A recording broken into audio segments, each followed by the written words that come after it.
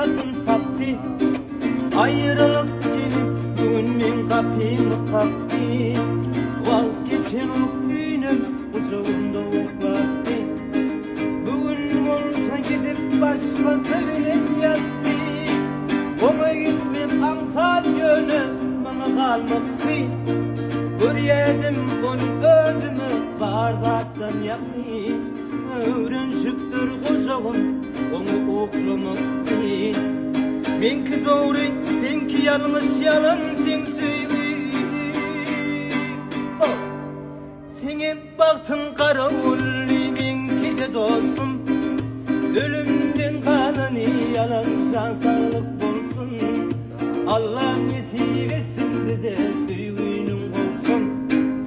İki yüzlü adamların başından solsun. Senin baktın karaulli benki de dostum. Ölümden kanani yalan can sağlık bulsun. Allah nasip etsin bize söyleyinin olsun. İki yüzlü adamların başından solsun.